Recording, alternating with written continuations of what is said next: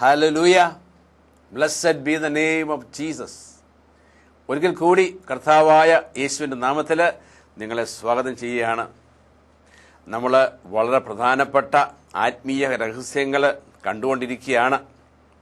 അതുകൊണ്ട് പ്രിയപ്പെട്ടവരെ, ഇന്ന് ആദ്യമായിട്ട് ആരെങ്കിലും കടന്നു വന്നിട്ടുണ്ടെങ്കിൽ സന്തോഷത്തോടുകൂടി നിങ്ങളെ സ്വാഗതം ചെയ്യുന്നു. എന്നാൽ ഒരുപാട് എപ്പിസോഡുകൾ കഴിഞ്ഞുപോയി. ഇപ്പോൾ നമ്മൾ കേട്ടുകൊണ്ടിരിക്കുന്ന ഈ വലിയ ആത്മീയ സത്യങ്ങൾ മനസ്സിലാകുവാൻ തക്കവണ്ണം ഒരുപാട് കാര്യങ്ങൾ അടിസ്ഥാനപരമായിട്ട് പറഞ്ഞു കഴിഞ്ഞതുകൊണ്ട് സാധിക്കുമെങ്കിൽ നിങ്ങൾ OM ബുക്സിൽ ചെന്നാൽ ഇതിനു മുമ്പുള്ള എപ്പിസോഡുകളെല്ലാം ലഭിക്കും.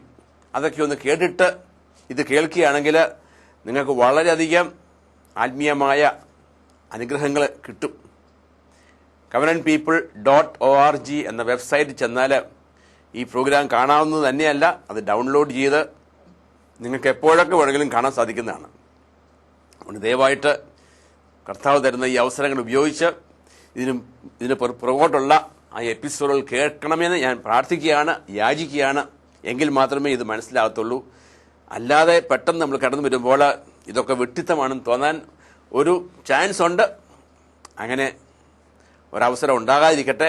നിങ്ങളുടെ തുറന്ന മനസ്സിനും തുറന്ന ഹൃദയത്തിനും നിങ്ങളുടെ ആഗ്രഹത്തിനും നിങ്ങളുടെ സഹകരണത്തിനും ഞാൻ കർത്താവിന് നന്ദി പറയുകയാണ്.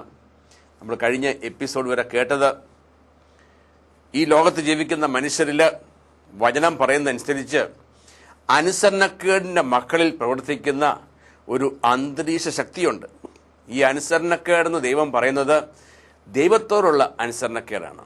ദൈവത്തോടുള്ള അനുസരണക്കേട് ദൈവം തന്നെയായ വിശ്വസിച്ച ദൈവത്തിൻ്റെ വചനമാണ് ദൈവം. അപ്പോൾ ദൈവവചനം അനുസരിക്കാതിരിക്കുമ്പോൾ അത് അനുസരണക്കേടാണ്. അങ്ങനെയുള്ളവരുടെ ശരീരത്തിൽ ദുഷ്ടശക്തികൾ പ്രവർത്തിച്ചുകൊണ്ട് അവൻ്റെതായ ലക്ഷ്യങ്ങൾ നേടുവാൻ അങ്ങനെയുള്ള വ്യക്തികളെ ഉപയോഗിക്കും. നമുക്ക് ദൈവരാജ്യത്തിലെ അംഗങ്ങളാകണമെങ്കിൽ ഈ ദുഷ്ടശക്തികളിൽ നിന്നും ഒരു മോചനം ആവശ്യമാണ്, ഒരു വിടുതൽ ആവശ്യമാണ്. ദൈവം നമ്മളെ സൃഷ്ടിച്ചത് ദൈവത്തിന് വേണ്ടിയാണ്, ദൈവത്തോടു കൂടി കൂട്ടായ്മയിലായിരിക്കുവാനാണ്. നമ്മളെല്ലാവരും പഠിച്ചിട്ടുണ്ട് ദൈവം എന്തിനാണ് നമ്മളെ സൃഷ്ടിച്ചത്. അവിടുത്തെ അറിയുവാനും അവിടുത്തെ സ്നേഹിക്കുവാനും അവിടുത്തെ സേവിക്കുവാനുമാണ്. ദൈവത്തെ നമ്മൾ സേവിക്കുന്ന എങ്ങനെയാണെന്ന് ഈ ദിവസങ്ങളിൽ നിങ്ങൾ വചനം കേട്ടുകൊണ്ടിരിക്കുമ്പോൾ നിങ്ങൾക്ക് മനസ്സിലാകും. ഇപ്പോൾ കേട്ടുകൊണ്ടിരിക്കുന്ന വിഷയങ്ങൾ, ഒരു ക്രിസ്ത്യാനി എന്ന് പറയുന്നത് ഒരു ആത്മീയ യുദ്ധത്തിലാണ്. അവനൊരു ആത്മീയ യുദ്ധമുണ്ട്, അവനൊരു ആത്മീയ ശത്രുവുണ്ട്. ആ ശത്രുവിനെ കുറിച്ചാണ് നമ്മൾ കേൾക്കുക. കാരണം മനുഷ്യരെല്ലാവരും ആത്മീയരാണ്. ആത്മാവായ ദൈവം മനുഷ്യരെ അവൻ്റെ ഛായയിലും സാദൃശ്യത്തിലും സൃഷ്ടിച്ചതുകൊണ്ട് ഞാനും നിങ്ങളുമൊക്കെ ആത്മീയരാണ്. അപ്പം ഈ ആത്മാവായ മനുഷ്യനെ ആദത്തിൻ്റെ പാപത്തിലൂടെ ദൈവത്തിൽ നിന്നും അകന്നു കഴിഞ്ഞപ്പോൾ, ദൈവവചനം ഇല്ലാതായപ്പോൾ അനുസരണക്കേടിൻ്റെ മക്കളായി തീർന്നതുകൊണ്ട് അനുസരണക്കേടിൻ്റെ മക്കളിൽ പ്രവർത്തിക്കുന്ന ദുഷ്ടശക്തികൾ പ്രവർത്തിക്കുന്നുണ്ട്. അപ്പോൾ ദൈവത്തിനെ സേവിക്കേണ്ട മനുഷ്യർ ഇന്ന് അറിഞ്ഞുകൊണ്ട് ആരും ചെയ്യത്തില്ല, അറിയാതെ അവനിൽ പ്രവർത്തിക്കുന്ന ദുഷ്ടശക്തികൾ അവനെ ഉപയോഗിക്കുക. അതുകൊണ്ട് തന്നെ നമുക്ക് തിരിച്ച് ദൈവത്തിൻ്റെ പ്ലാനിലേക്ക്, പദ്ധതിയിലേക്ക് തിരിച്ചു വരണമെങ്കിൽ ഇപ്പോൾ നമ്മളെ കൈവശമാക്കിയിരിക്കുന്ന, നമ്മളെ ഭരിക്കുന്ന, നമ്മളെ നിയന്ത്രിക്കുന്ന ഈ ദുഷ്ടശക്തികളിൽ നിന്നൊരു മോചനം ആവശ്യമാണ്. ആ മോചനം ആദ്യം എനിക്ക് ലഭിക്കണം. എനിക്ക് ലഭിച്ചതിന് ശേഷം എന്നെ ദൈവം തൻ്റെ ഉദ്ദേശത്തിനു വേണ്ടി എന്നെ നിയോഗിക്കുകയാണ്. അപ്പോൾ ദൈവത്തെ ഞാൻ സേവിക്കുക എന്ന് പറയുന്നത് യഥാർത്ഥത്തിൽ ഈ ലോകത്ത് പിശാചിൻ്റെ രീതികളെ ഇല്ലാതാക്കുവാൻ ദൈവത്തിൻ്റെ ആത്മാവിൻ്റെ പ്രവർത്തനത്താൽ എനിക്കൊരു വീണ്ടും ജനനം സംഭവിച്ചതിന് ശേഷം സത്യത്തിൻ്റെ വചനം കേട്ട് യേശുക്രിസ്തുവിനെ മാത്രം നാഥനും കർത്താവും രക്ഷകനുമായിട്ട് സ്വീകരിച്ചപ്പോൾ അവൻ്റെ ആത്മാവിനാൽ എന്നെ മുദ്ര ചെയ്ത് ആ ആത്മാവിൻ്റെ ശക്തിയാൽ ദൈവം എന്നിലൂടെ ഒരു പ്രവൃത്തി ചെയ്തുകൊണ്ടിരിക്കുകയാണ്. അത് ചെയ്യണമെങ്കിൽ ഞാൻ ദൈവത്തെ അറിയണം, ദൈവത്തെ സ്നേഹിക്കണം, ദൈവത്തെ സേവിക്കണം. ഇതിൽ നിന്നും മനുഷ്യനെ തന്ത്രപൂർവ്വം മാറ്റുന്ന പിശാചിന്റെ ചില ചെയ്തികളുണ്ട്, ചില പദ്ധതികളുണ്ട്. നമ്മളിപ്പോൾ കേൾക്കാൻ പോകുന്നത് അതാണ്, ദ പ്ലാൻസ് ഓഫ് സേറ്റൻ. പിശാചിന്റെ കുടില തന്ത്രങ്ങൾ. ദൈവവചനത്തിൽ നമ്മൾ വായിക്കുന്നുണ്ട്, കൊറിന്ത്യോസിന്റെ ലേഖനത്തിൽ, we are not ignorant of the plans of Satan. നമ്മൾ സാത്താന്റെ തന്ത്രങ്ങളെക്കുറിച്ച് അജ്ഞരല്ല. നമ്മൾ എന്നവിടെ പറയുന്നത് രക്ഷിക്കപ്പെട്ട ജനത്തെ ഉദ്ദേശിച്ച, അതായത് ആദത്തിന്റെ പാപത്തിലൂടെ റോമ 6:16 പറയുന്നത് പോലെ നമ്മളെല്ലാവരും സാത്താന്റെ അടിമകളായിരുന്നു, പാപത്തിന്റെ അടിമകളായിരുന്നു, ആത്മീയമായ അന്ധതയിലായിരുന്നു, യഥാർത്ഥമായ സത്യം അറിഞ്ഞുകൂടാ, വചനമനുസരിച്ചല്ല ജീവിക്കുന്നത് കൊണ്ട് അനുസരണക്കേടിന്റെ മക്കളാണ്. ആ അനുസരണക്കേടിന്റെ മക്കളിൽ പ്രവർത്തിക്കുന്ന ദുഷ്ടശക്തികളുടെ നിയന്ത്രണത്തിലാണ്. അവിടെ നിന്നൊക്കെ സത്യത്തിന്റെ വചനം, ദൈവരാജ്യത്തിന്റെ വചനം, യേശുവിനെ പറ്റിയുള്ള പ്രസംഗം കേട്ടിട്ട് ബോധപൂർവം, മനഃപൂർവം ഞാനൊരു തീരുമാനമെടുത്ത് യേശുക്രിസ്തുവിൽ മാത്രം വിശ്വസിച്ച് യേശുവിനെ മാത്രം എൻ്റെ നാഥനും കർത്താവും രക്ഷകനും എൻ്റെ ഉടമസ്ഥനുമായിട്ട് സ്വീകരിക്കുമ്പോൾ പരിശുദ്ധാത്മാനാൽ മുദ്ര ചെയ്യപ്പെടുകയാണ്. അങ്ങനെ എനിക്കൊരു മോചനം പ്രാപിക്കുകയാണ്. അങ്ങനെയുള്ളവരോടാണ് പറഞ്ഞത്, നമുക്ക് സാത്താന്റെ തന്ത്രങ്ങളെക്കുറിച്ച് നമ്മൾ അജ്ഞരല്ല. We are not ignorant of his design, of his plan. അപ്പോൾ തീർച്ചയായിട്ടും രക്ഷിക്കപ്പെട്ട ഒരു വ്യക്തിക്ക് യുദ്ധമുണ്ടെന്നറിയാം. ആ യുദ്ധം ആരോടെന്നറിയാം. ആ യുദ്ധത്തിൽ അവന്റെ ശത്രുവിന്റെ ലക്ഷ്യങ്ങൾ എന്താണെന്ന് മനസ്സിലാക്കാൻ സാധിക്കും. ഒരു യുദ്ധത്തിൽ നമുക്ക് വിജയിക്കണമെങ്കിൽ നമ്മുടെ ശത്രുവിനെ തിരിച്ചറിയണം. ശത്രു മുൻകൂട്ടി നമ്മളെ എങ്ങനെ കീഴ്പ്പെടുത്താൻ നോക്കുന്നു എന്നുള്ള അവന്റെ പദ്ധതികൾ മനസ്സിലാക്കിയിരിക്കണം. ഇത് നമ്മൾ ഒരു ആത്മീയ യുദ്ധത്തിലാണ്. നമ്മൾ ആത്മാക്കളാണ്, ദൈവരാജ്യത്തിലെ പൗരന്മാരാണ്. ദൈവരാജ്യത്തിലെ പൗരന്മാരെന്ന നിലയ്ക്ക് യേശുവിൻ്റെ അംബാസഡേഴ്സാണ്, യേശുവിൻ്റെ പട്ടാളത്തിലെ പടയാളികളാണ്. ഇതാണ് തിമോത്തിയുടെ ലേഖനത്തിൽ പറയുന്നത്, you are the soldiers of Christ. അപ്പോൾ ഒരു സോൾജർ എന്ന നിലയ്ക്ക്, ഒരു പടയാളി എന്ന നിലയ്ക്ക് യേശുവിൻ്റെ രാജ്യത്തിലെ ആ യേശുവാകുന്ന രാജാവിൻ്റെ കീഴിലെ അവൻ്റെ അധികാരത്തിൽ ഞാൻ ആയിരിക്കുമ്പോൾ ഞാനൊരു പടയാളിയാണ്. ഞാൻ പടവെട്ടുന്നത് മനുഷ്യരോടല്ല, ഈ ദുഷ്ടശക്തികളോടാണ്.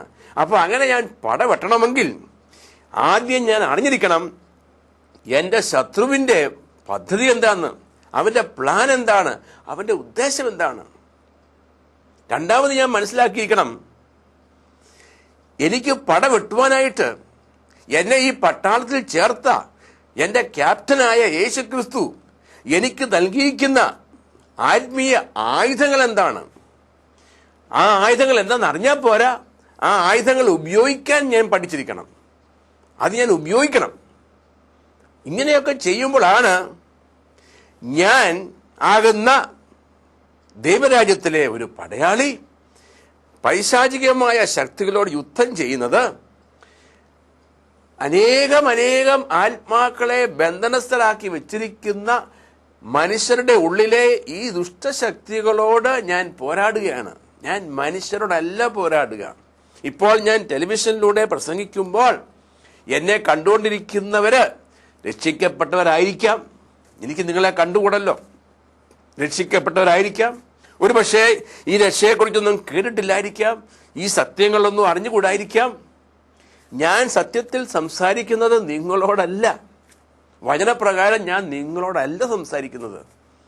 നിങ്ങൾ യേശുക്രിസ്തുവിനെ നാഥനും കർത്താവും രക്ഷകനുമായിട്ട് സ്വീകരിച്ചിട്ടില്ലെങ്കിൽ നിങ്ങൾ അറിയാതെ തന്നെ ഒരിക്കൽ എനിക്ക് സംഭവിച്ച കാര്യം അനേകം വിശുദ്ധന്മാരായ ഈ വിശുദ്ധ ഗ്രന്ഥത്തിൽ കാണുന്ന പൗലോസും പത്രോസും ഒക്കെ ഒരു കാലത്ത് ഈ ദുഷ്ടശക്തികളുടെ നിയന്ത്രണത്തിലായിരുന്നു. അവരൊക്കെ രക്ഷപ്പെട്ടത് സത്യത്തിന്റെ വചനം കേട്ട. അപ്പൊ അതുപോലെ ഇന്ന് അനേകര് കേട്ടുകൊണ്ടിരിക്കുക. അങ്ങനെ കേട്ടുകൊണ്ടിരിക്കുമ്പം ഒരുപക്ഷെ ഈ സത്യങ്ങൾ അറിഞ്ഞിട്ടില്ലെങ്കിൽ, ഈ വചനം അനുസരിച്ചല്ല ജീവിക്കുന്നെങ്കിൽ ഒരു ദുഷ്ടശക്തിയുടെ നിയന്ത്രണത്തിലാണ്. അപ്പൊ ഞാൻ സംസാരിക്കുന്നത് അങ്ങനെയുള്ള വ്യക്തികളിൽ വസിക്കുന്ന ദുഷ്ടശക്തികളോടാണ്. എന്താണ് സംസാരിക്കുന്നത്? ദൈവത്തിൻ്റെ വചനമാണ് സംസാരിക്കുക. എന്തുകൊണ്ടാണ് ദൈവത്തിൻ്റെ വചനം സംസാരിക്കുന്നത്? കാരണം എഫേസോസിന്റെ ലേഖനത്തിൽ പറയുന്നു, ദൈവം പടവെട്ടുവാൻ, ദുഷ്ടശക്തികളോട് പടവെട്ടുവാൻ എനിക്ക് തന്നിരിക്കുന്ന അനേകം ആയുധങ്ങളുണ്ട്. അതിലൊരു പ്രധാനപ്പെട്ട ആയുധമാണ് ദൈവത്തിൻ്റെ വചനം. ഈ വചനത്തെ എഫീഷ്യൻസ് 6:17 വിളിക്കുന്നത് ആത്മാവിൻ്റെ വാൾ എന്നാണ്. ഇത് പൗലോസ് എഴുതുന്ന കാലത്ത് അന്നത്തെ പശ്ചാത്തലത്തിൽ അന്ന് യുദ്ധം ചെയ്തവർ ഉപയോഗിച്ചിരുന്ന ഒരായുധം ഉപയോഗിച്ചുകൊണ്ട് നമുക്ക് മനസ്സിലാകുന്ന ഭാഷയിൽ പറഞ്ഞു തരുന്നതാണ്. ഇന്ന് നമുക്ക് മനസ്സിലാകുന്ന ഭാഷ വാളല്ല.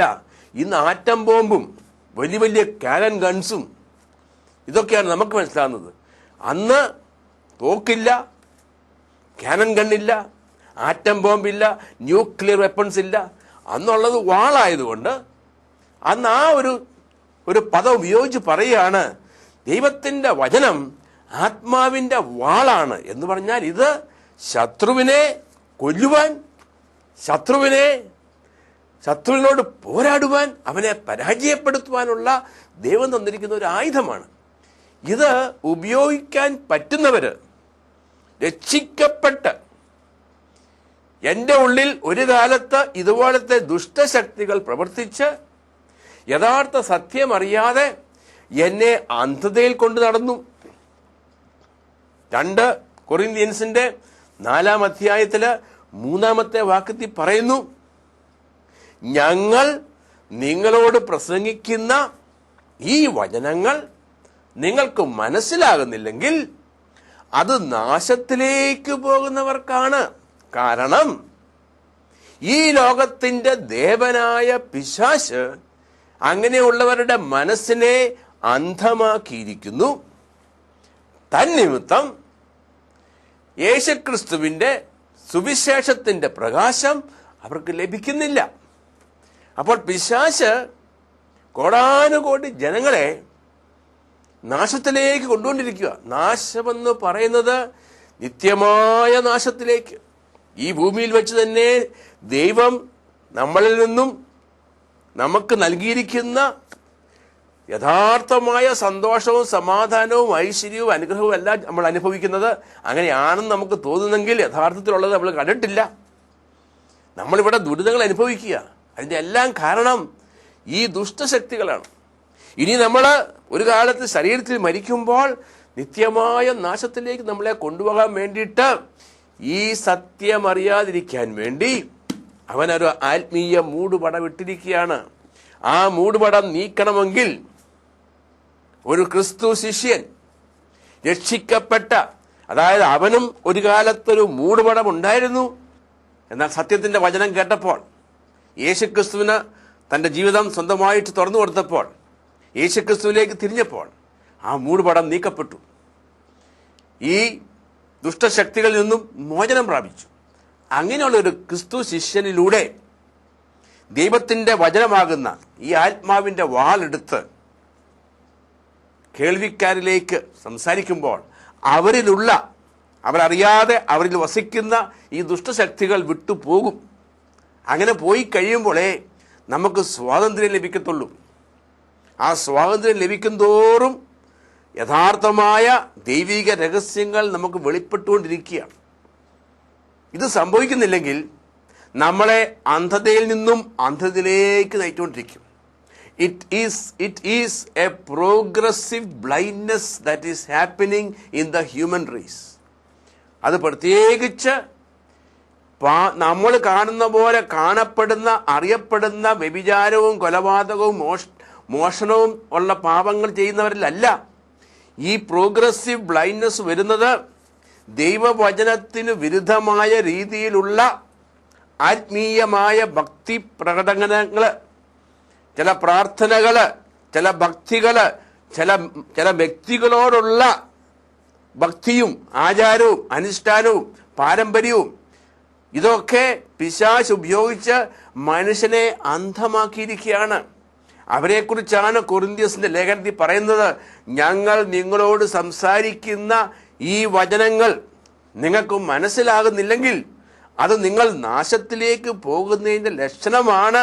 കാരണം ഈ ലോകത്തിൻ്റെ ദേവനായ പിശാച് അങ്ങനെയുള്ളവരുടെ മനസ്സിൽ ഒരു മൂടുപടമിട്ടിരിക്കുകയാണ്. ഓസിയ പ്രവാചകന്റെ പുസ്തകത്തിൽ ദൈവം വിലപിക്കുകയാണ്, എൻ്റെ ജനം നശിച്ചു പോകുന്നു. എന്തുകൊണ്ട് നശിച്ചു പോകുന്നു? അജ്ഞത കൊണ്ട് നശിച്ചു പോകുന്നു. അജ്ഞത ഒരു എക്സ്ക്യൂസ് അല്ല, അജ്ഞത അപകടമാണ്. ദൈവം വിലപിക്കുകയാണ്.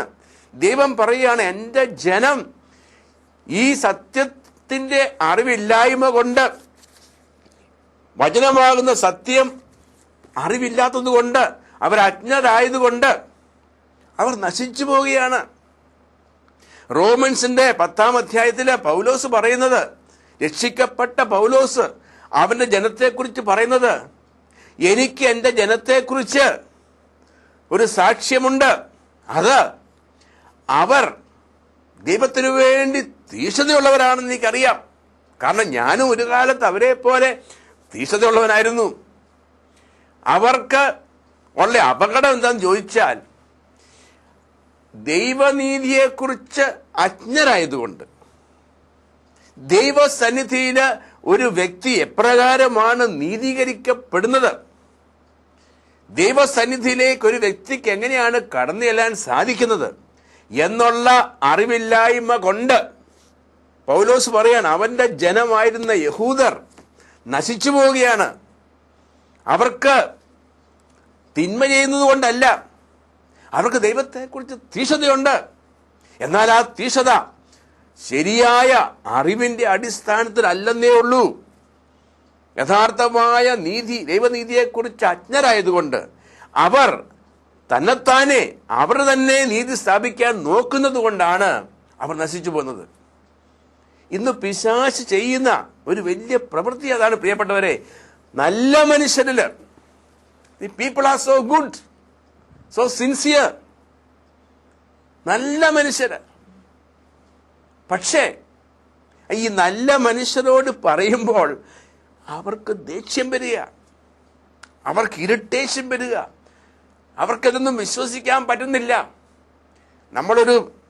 എല്ലാവരും അംഗീകരിക്കുന്ന പാപങ്ങളൊക്കെ ചെയ്യുന്നവനോട് പറഞ്ഞാൽ അവൻ പറയും, ഞാൻ പാപിയാണ്, എന്നോട് പൊറുക്കണമേ എന്ന് പറയും. എന്നാൽ ഈ നല്ല മനുഷ്യരോട് പറയുമ്പോഴാണ് അവർക്ക് ഇറിറ്റേഷൻ. യേശുക്രിസ്തുവിനോട് ഇറിറ്റേഷൻ വന്നത്, യേശുക്രിസ്തുവിനോട് ദേഷ്യം വന്നത്, യേശുക്രിസ്തുവിനെ ക്രൂശിക്കാനായിട്ട് മുൻകൈ എടുത്തതൊക്കെ അന്നത്തെ പ്രധാന പുരോഹിതന്മാരും നിയമജ്ഞന്മാരും ഫരിസേയന്മാരും ഈ മോശയുടെ പ്രമാണങ്ങളെയൊക്കെ മുറുകെ പിടിച്ച ഈ നല്ല ജനമാണ്. അവർക്ക് ദൈവത്തിന്റെ പുത്രനായ യേശുക്രിസ്തു അവരുടെ മുമ്പിൽ നിന്നിട്ട് ആ യേശുവിനെ തിരിച്ചറിയാൻ സാധിച്ചില്ലല്ലോ. ബൈബിൾ പണ്ഡിതന്മാരായിരുന്നല്ലോ, അവർക്ക് വലിയ ആചാരങ്ങളും അനുഷ്ഠാനങ്ങളും ഉണ്ടായിരുന്നല്ലോ, മിശിഹ വരുന്നൊക്കെ അറിയാമായിരുന്നല്ലോ. ആ മിശിഹ അവരുടെ കൺമുമ്പിൽ നിന്നിട്ട് അവനെ തിരിച്ചറിയാൻ സാധിക്കാഞ്ഞത് എന്തുകൊണ്ട്? പിശാച് അവരുടെ മനസ്സിൽ ഒരു മൂടുപടമിട്ടിരുന്നു. മിശിഹ മുമ്പിൽ നിന്നിട്ട് കാണാൻ സാധിക്കുന്നില്ല. ഇന്ന് അതേ യേശുക്രിസ്തു നിങ്ങളുടെ മുമ്പിൽ നിൽപ്പുണ്ട്, നിങ്ങൾക്ക് കാണാൻ സാധിക്കുന്നില്ല. എന്തുകൊണ്ട് സാധിക്കുന്നില്ല? നല്ല മനുഷ്യരായതുകൊണ്ട്, ഭക്തിയുള്ളവരായതുകൊണ്ട്, മനുഷ്യൻ്റെതായ ആചാരങ്ങളിലും അനുഷ്ഠാനങ്ങളിലും പാരമ്പര്യങ്ങളിലും ഒക്കെ മുറുകെ പിടിച്ച് ദൈവവചനത്തെ കൗശലപൂർവ്വം മാറ്റിവെച്ചിരിക്കുന്നത് കൊണ്ട് ഈ ദൈവവചനത്തിൽ കീഴ്പ്പെടുമ്പോഴേ ആത്മീയ കണ്ണു തുറന്നിട്ട് ഇപ്പോൾ നിങ്ങളോട് സംസാരിക്കുന്ന ഈ മനുഷ്യനിലൂടെ ആരാണ് നിങ്ങളോട് സംസാരിക്കുന്നത് എന്ന് കാണുവാൻ സാധിക്കത്തുള്ളൂ. അത് കാണാൻ സാധിക്കാത്തത് കൊണ്ട് ഈ മനുഷ്യനെ വെറുക്കുന്നു, ദേഷ്യം തോന്നുന്നു, ഇറിറ്റേഷൻ തോന്നുന്നു. ഈ സത്യമാണ്. നമ്മൾ എപ്പോ കർത്താവിന്റെ ആത്മാവ് നമുക്ക് വെളിപ്പെടുത്തി തന്നോ നമ്മൾ മോചനം പ്രാപിച്ചു. അങ്ങനെ ഒരു മോചനം മനുഷ്യരാശിക്ക് കിട്ടരുത് എന്ന് നിർബന്ധപൂർവം വാശി പിടിക്കുന്ന ഒരു പൈശാചിക അരൂപിയാണ് ഈ ദുഷ്ടശക്തി. അവൻ മനുഷ്യനെ ഇട്ട് വട്ടം കറക്കിക്കൊണ്ടിരിക്കുകയാണ്. അതുകൊണ്ട് പ്രിയപ്പെട്ടവരെ, ദൈവത്തിന്റെ വചനം പറയുന്നത് രക്ഷിക്കപ്പെട്ടവരോട്, we are not ignorant of the device of Satan. സാത്താന്റെ കുടില തന്ത്രങ്ങളെ കുറിച്ച് ഞങ്ങൾ അജ്ഞരല്ല. ഇന്ന് മനുഷ്യരാശി അജ്ഞരാണ്. ഈ തന്ത്രങ്ങളെ പരാജയപ്പെടുത്തുവാനായിട്ട് ദൈവം നമ്മുടെ കയ്യിൽ അനേകം ആയുധങ്ങൾ തന്നിട്ടുണ്ട്. അതിലേറെ ചില പ്രധാനപ്പെട്ട ആയുധങ്ങൾ ഞാൻ നിങ്ങളുടെ മുമ്പിൽ പങ്കുവെക്കാൻ ആഗ്രഹിക്കുക. ഏറ്റവും പ്രധാനപ്പെട്ട ഒന്നാണ് ദൈവത്തിൻ്റെ വചനം, ദൈവത്തിൻ്റെ വചനമാകുന്ന ആത്മീയ വാള്. 2, സ്തുതിപ്പ്, ദ പവർ ഓഫ് പ്രൈസ്.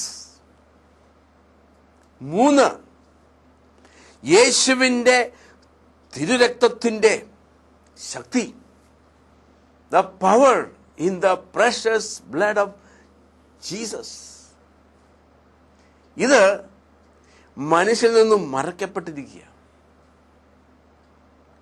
എന്നെ കണ്ടുകൊണ്ടിരിക്കുന്ന പ്രിയപ്പെട്ടവരെ, നിങ്ങളുടെ ജീവിതത്തിലേക്ക് ഒരു നിമിഷം ഒന്ന് തിരിഞ്ഞിട്ട് ഈ 3 കാര്യങ്ങൾ ഉണ്ടോ?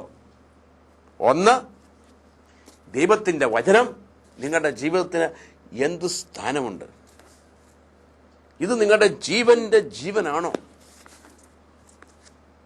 കാലത്തും ഉച്ചയ്ക്കും വൈകിട്ടും 3 നേരം ഭക്ഷണം കഴിക്കുന്ന നമുക്ക് ഒരു നേരത്തെ ഭക്ഷണം മുടക്കിയാൽ എന്തുമാത്രം വിശപ്പ് തോന്നും.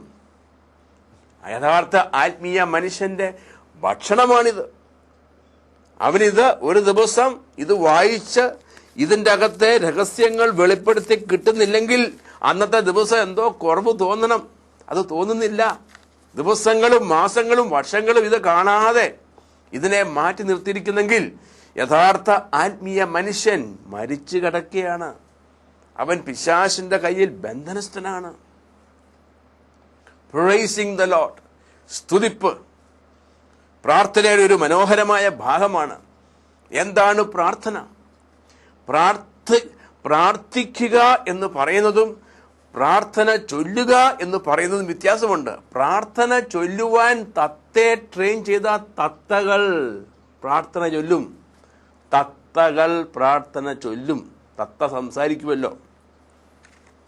പ്രാർത്ഥിക്കുക എന്ന് പറയുന്നത് ദൈവവുമായിട്ടുള്ള ഒരു അഭിമുഖ സംഭാഷണമാണ്.